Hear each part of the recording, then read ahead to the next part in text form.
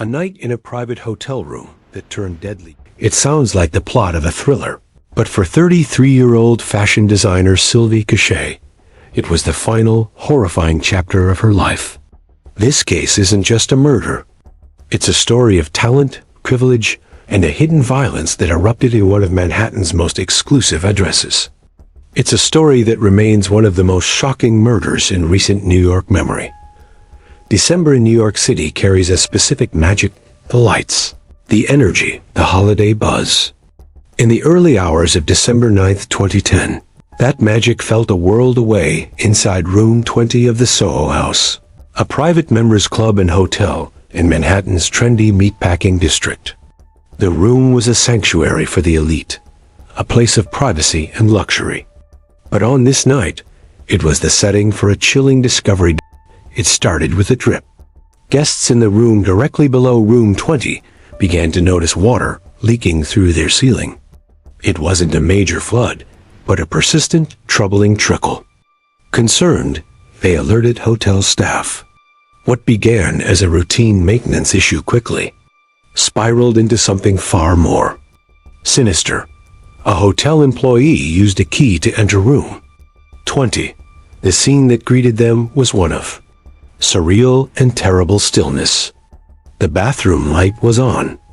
The bathtub was overflowing, water spilling onto the marble floor, creating the leak below. And in that tub, partially clothed and submerged beneath the water, was a woman. Her name was Sylvie Cachay. She was not a random guest. She was a brilliant, rising star in the fashion world. A Peruvian-American designer who had honed her craft at major houses like Marc Jacobs and Tommy Hilfiger, and who had made her mark designing swimwear for Victoria's Secret. She was the founder of her own promising swimsuit line, Sila. To those in the industry, she was known for her creativity, her eye for detail, and her vibrant spirit. She was 33 years old, with her career accelerating and her whole life ahead of her. But in that overflowing tub, all that potential was extinguished. Paramedics were called, but it was immediately clear this was not a medical emergency. It was a crime scene. Sylvie Cachay was pronounced dead at the scene. The water was drained, and the brutal truth began to emerge. This was not an accident. This was a homicide. The police who descended upon the Soho House that morning were entering a world of velvet, ropes, and celebrity whispers. But their investigation would quickly strip away the glamour to reveal a story as old and ugly as it gets. A volatile relationship, a controlling partner, and a final, fatal confrontation. The questions were immediate and pressing. Who was with her? The room was registered under her name, but she hadn't been alone. Hotel staff recalled her checking in just after midnight with a man. They had been arguing in the lobby. The concierge heard the tension in their voices as they headed to the elevator. That man was Nicholas Brooks, Sylvie's 24-year-old boyfriend. And by the time Sylvie's body was discovered, he was gone. The investigation now had a focal point, a timeline, and a missing person of interest. The dripping water had led them to a body. The body would lead them to a boyfriend. And that boyfriend, the son of a famous composer, would lead them into a tangled web of privilege, jealousy, and a rage that ended a life in the most intimate and brutal way possible. The hunt for Nicholas Brooks was on, and with it, the search for a motive in a room where luxury had collided with pure evil thought. To understand what happened in room 20, you have to understand the two people who entered it that night. Theirs was a relationship built on stark contrasts, a union of dazzling talent and shadowed privilege that was doomed from the start. Sylvie Cachay was the embodiment of the American dream, filtered through a lens of high fashion. Born in Arlington, Virginia to Peruvian parents, her passion for design was evident early. She pursued it with fierce determination, earning a degree from the prestigious Fashion Institute of Technology in New York. Her talent was undeniable. She didn't just want to work in fashion. She wanted to shape it. Her career trajectory was a straight shot upward, coveted positions with Marc Jacobs and Tommy Hilfiger, where she honed her skills.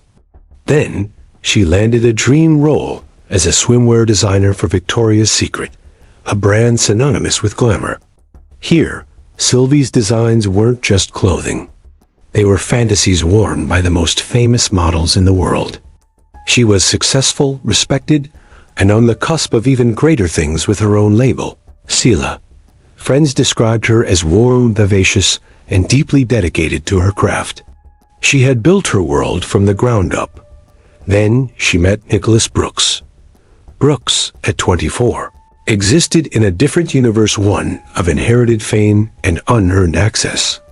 He was the son of Joseph Brooks, the Oscar-winning composer who wrote the 1970s mega-hit, You Light Up My Life.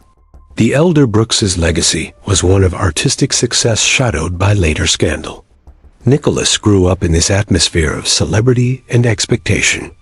By the time he met Sylvie, he was less known for his own achievements and more for being a socialite, a fixture in certain New York scenes, living off family wealth and connections. He presented a charm that could be captivating, but beneath it lay a documented pattern of volatility and entitlement. Their relationship, which began about 6 months before that December night, was intense and quickly turned turbulent. On the surface, it might have looked like a glamorous New York pairing, the accomplished designer and the charismatic scion. But to friends close to Sylvie, it was a source of deepening concern. The age gap, 9 years, was the least of it. They argued frequently. Brooks could be controlling, jealous of Sylvie's independence and her thriving career, which stood in stark contrast to his own lack of direction.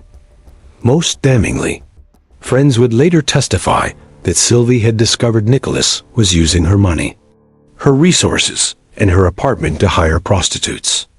The betrayal was profound. For Sylvie, a woman who valued her hard-won independence, this wasn't just a personal heartbreak. It was a violation of the life she had built. In the days leading up to December 8th, she had confided in friends that she was done. She was planning to end the relationship for good. She was going to cut him off, financially and emotionally. This is the critical, pressurized context for that night at the Soho House. They were not checking in for a romantic getaway. A small fire at Sylvie's apartment earlier that day had forced them to seek a temporary place to stay. They arrived at the hotel not as lovers, but as two people in the painful final throes of a broken partnership. The argument the concierge heard wasn't a lover's spat. It was likely the continuation of a much more serious confrontation. Sylvie, empowered and resolved, was finally ready to close the door. Nicholas Brooks, facing the loss of both the woman and the lifestyle she supported, was backed into a corner. The stage in room 20 was not set for romance. It was set for a reckoning. And as the door closed behind them, the private, soundproofed luxury of the space meant that whatever happened next would be between them alone. The only witnesses would be the silent CCTV cameras in the hallways and the cold, hard evidence left behind. The hours inside room 20 of the Soho House are a timeline pieced together from cold facts, digital timestamps, witness snippets, and the irreversible physical evidence. It's a story told in fragments, and when assembled, it paints a picture of a night spiraling into irreversible horror. 12:30 a.m. December 9th. Sylvie Cachay and Nicholas Brooks check into the hotel. The concierge notes the tension. They aren't holding hands or laughing. They're arguing. Their voices are low but strained.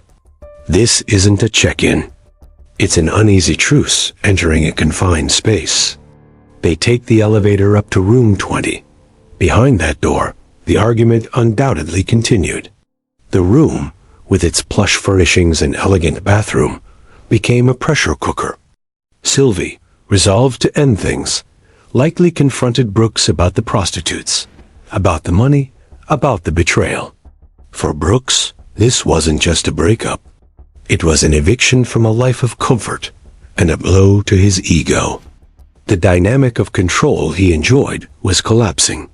While the room held its secrets, the hotel's hallway surveillance cameras became the silent chronicler of Brooks's growing agitation.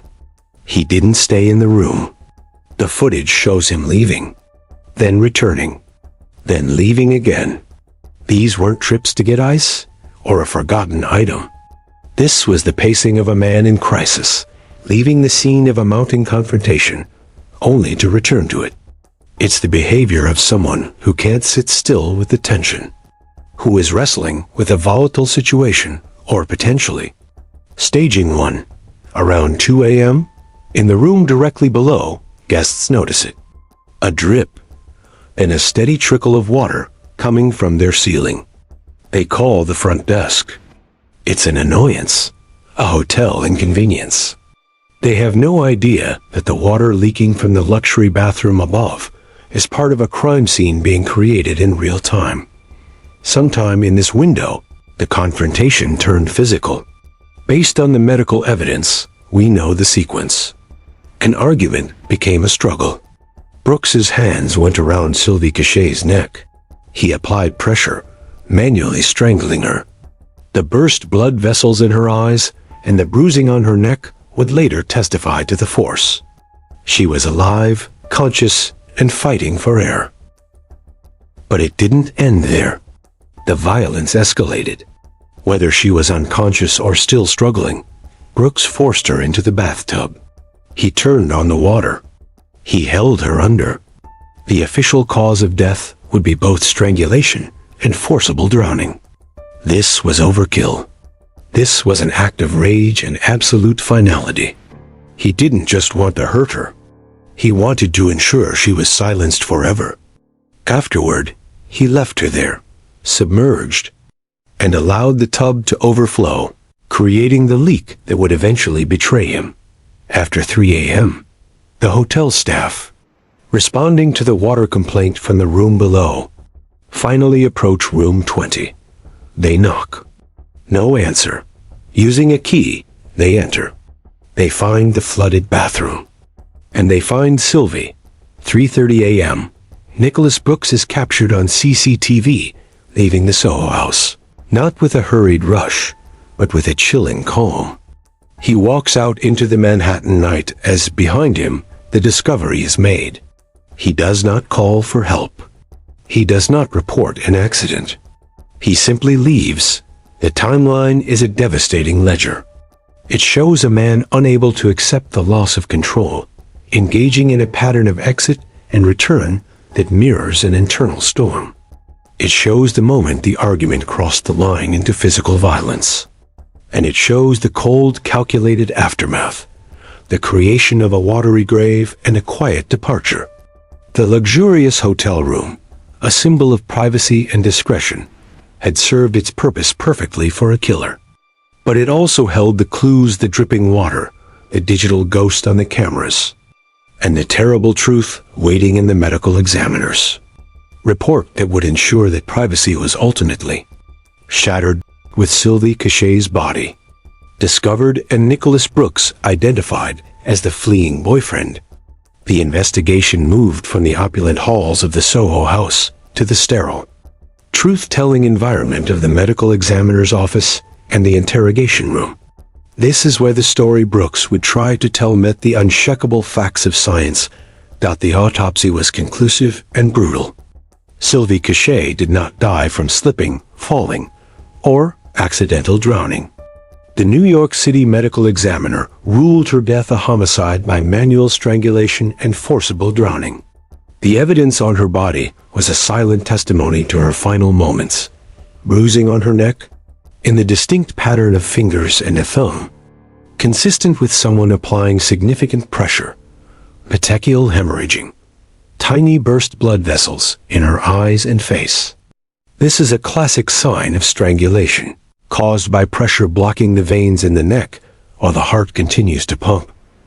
Evidence of drowning, water in her lungs, but not the kind that suggests a sudden, accidental intake.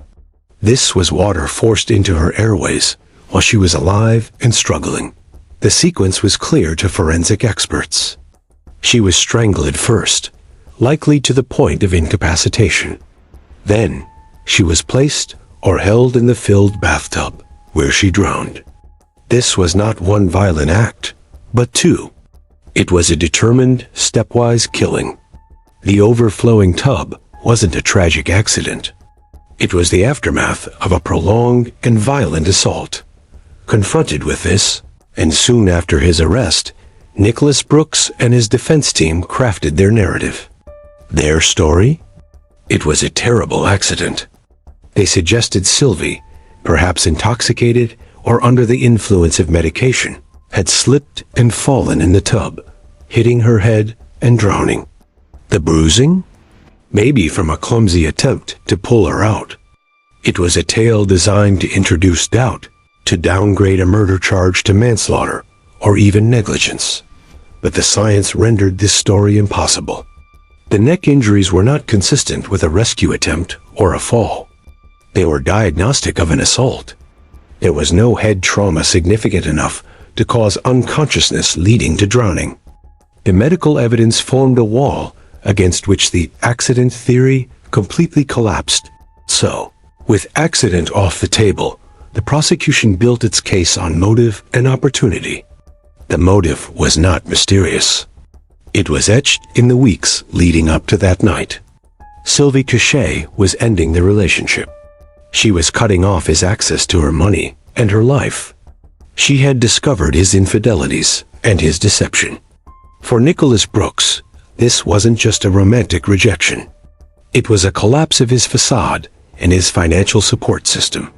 Prosecutors argued it was a lethal combination of rage, humiliation, and a sense of entitlement that boiled over when he realized he could no longer control her. The evidence against him was circumstantial, but powerful. The CCTV footage of his agitated comings and goings, his calm exit after the time of death, his failure to call for help, the violent nature of the wounds that pointed to a personal, close-contact attack, and looming over it all, the towering forensic facts that screamed homicide. The stage was now set for a trial that would pit a narrative of privileged tragedy against one of calculated, intimate violence. It would put the son of a famous composer in the defendant's chair, forcing a jury to decide if the man who walked out of the Soho House that night was a panicked young man who witnessed a freak accident, or a killer who left his girlfriend dead in a tub. The trial of Nicholas Brooks in 2013 was a stark dissection of that night in room 20. Prosecution presented its case like a tightening vice. The damning forensic evidence, the timeline from the CCTV, the testimonies of friends who spoke of Sylvie's plans to leave and Brooks's volatile behavior. They painted a portrait of a man who, when faced with the ultimate loss of control, chose to destroy the source of it. The defense clung to the fading theory of accident, but it was a ghost of an argument, vaporized by the medical examiner's testimony. They attempted to portray Brooks as a troubled product of a famous dysfunctional family. But the jury's focus remained on the bruises on Sylvie's neck and the water in her lungs. In July 2013, the jury delivered its verdict, guilty of murder in the second degree. The conviction was a powerful validation of the evidence, and for Sylvie's family and friends, a long-awaited acknowledgement of the truth they had known all along.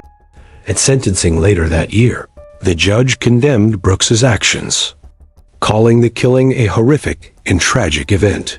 He noted the particular cruelty of the crime, the intimacy of the attack, the dual methods of death. Nicholas Brooks was sentenced to 25 years to life in prison, the maximum possible sentence. He would be eligible for parole in 2038, but no sentence could restore what was taken. Brooks's final appeal was rejected in 2018, closing the legal chapter. He remains in prison, his life of privilege exchanged for a cell. But the true weight of the sentence is borne by others. Sylvie Cachay's promising career, her talent that had touched global runways, her potential to build her own fashion legacy, all of it was stolen in a fit of violent rage. Her family was left with memories and a profound, unanswerable loss. This case resonated because it exposed a darkness that can fester behind closed doors, regardless of wealth or status. It was a shocking reminder that domestic violence does not discriminate. It can enter a luxury hotel room as easily as a modest apartment. Sylvie's story became more than a true crime headline. It became a catalyst for conversations about the warning signs of controlling relationships, the escalation of arguments into violence, and the critical importance of listening when someone says they are afraid. The legacy of Sylvie Cachay is dual. It is, tragically, a case study in intimate partner homicide. But it is also the memory of the vibrant designer she was, a woman of talent, drive, and light. Her story urges us to look beyond the surfaces of people's lives, to take threats seriously, and to support those who find the courage to leave dangerous situations. A night in a private hotel. Room that turned deadly. The shock of that line endures because it speaks to a violation of safety in a place meant for refuge. Let Sylvie's memory be a call to vigilance, to compassion, and to a firm stand against the hidden violence that steals futures and shatters lives. Her talent was extinguished, but the lesson of her story must not be. Thank you for watching.